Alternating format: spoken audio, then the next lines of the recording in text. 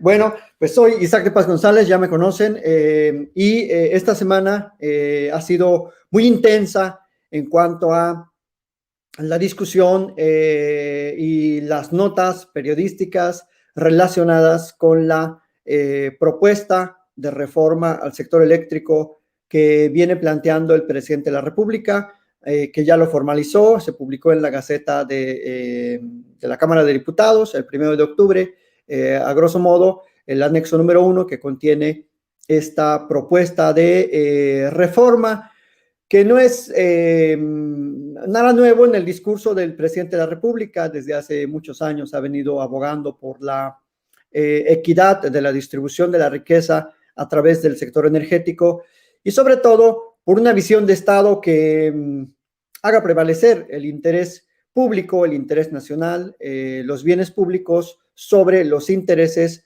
sobre todo sobre los intereses corporativos que a manera de intereses muy incisivos, solo pretenden llevar a cabo ganancias sin una fiscalización debida.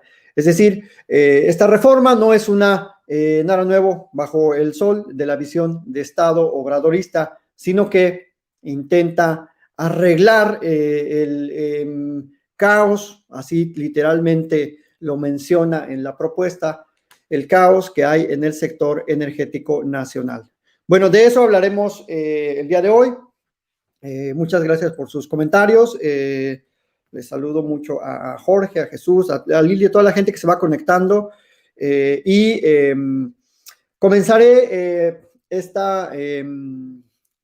análisis con una reflexión histórica. Luego hablaré un poco de las reformas calderonistas y peñistas al sector eléctrico nacional, sobre todo, y analizaremos con una invitada que ya no tarda en llegar, analizaremos la propuesta de reforma. Esos tres aspectos primordialmente estaremos analizando el día de hoy y bueno, pues muchísimas gracias.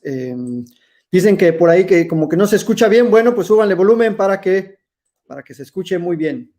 De acuerdo aquí a mis datos, creo que se está escuchando bastante bien. Bueno, punto número 1.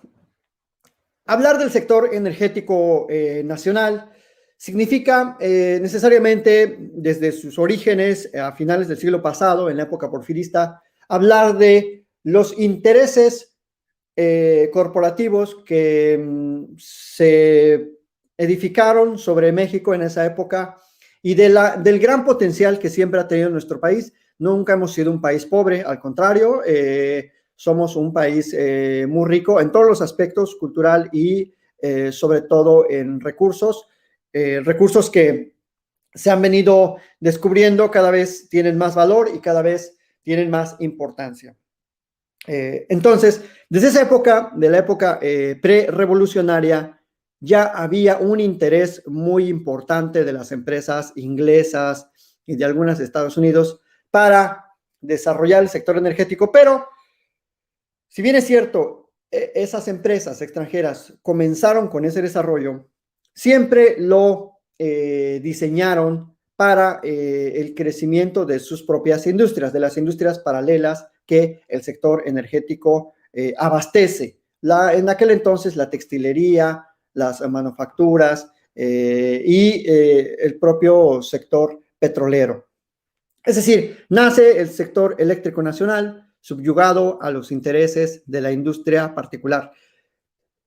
Pero, a su vez, desde ese entonces se van creando reglas para amplificar, digamos, las redes del sector eléctrico, de tal suerte que se favoreciera el alumbrado público, de crear también infraestructura eléctrica para el bombeo de agua y luego, si la gente más adulta no me dejará mentir, pues para crear esa red de tranvías que existía en algunas metrópolis y que pues desafortunadamente casi ha desaparecido esa red de tranvías que funcionaban con un cableado o funcionan todavía en algunas partes de la Ciudad de México y que, por cierto, es muy común en las ciudades de Europa. Es muy común el tram en Ámsterdam, en Praga, en Italia, en muchas ciudades de los países europeos existe un sistema de transporte eficiente que es el tram.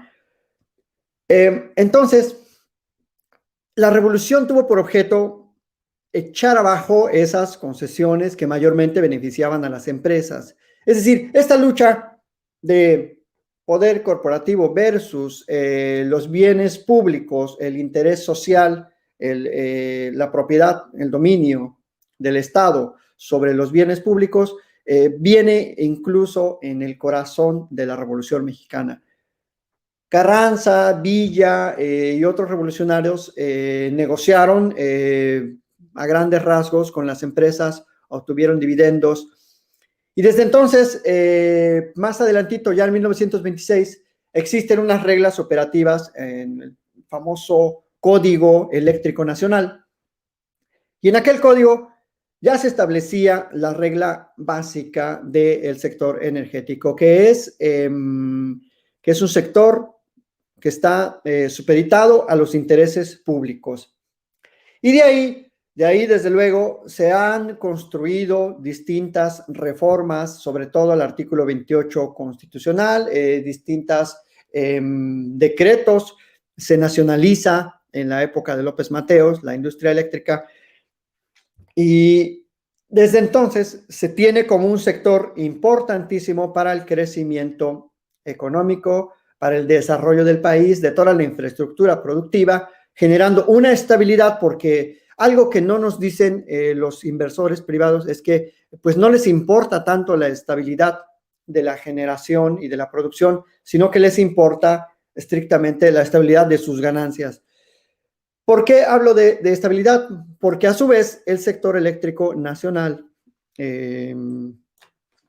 promueve la estabilidad también laboral. Eso es un punto, digamos, que no se está tocando con mucha intensidad, pero debemos reconocer, es un hecho notorio, que el sector eléctrico nacional, en este caso la Comisión, pues tiene puestos de trabajo en donde se cumplen a grandes rasgos, seguramente también habrá algunos abusos, ¿por qué no decirlo?, pero que se cumplen los derechos laborales, es decir, hay un sindicato, hay prestaciones, hay seguridad social, hay planes de retiro, hay accidentes de trabajo, es decir, es una empresa que respeta en general los derechos laborales de los trabajadores.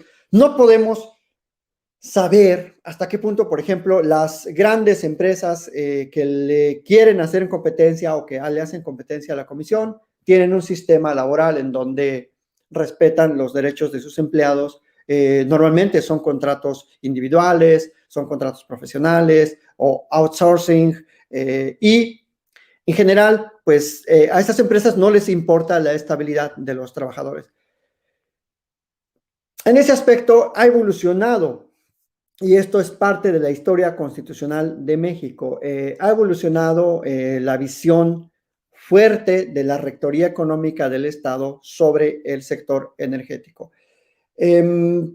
Incluso un presidente priista, Miguel de la Madrid, estableció esa reforma del artículo 28 constitucional en 1983 para reconocer que el Estado debe tener el control sobre el sector eléctrico nacional. Más tarde, sobre todo en la época de Fox, comienza ya esta lucha entre los integrantes del poder, de los poderes de la Unión. Sobre todo la visión foxista era abrir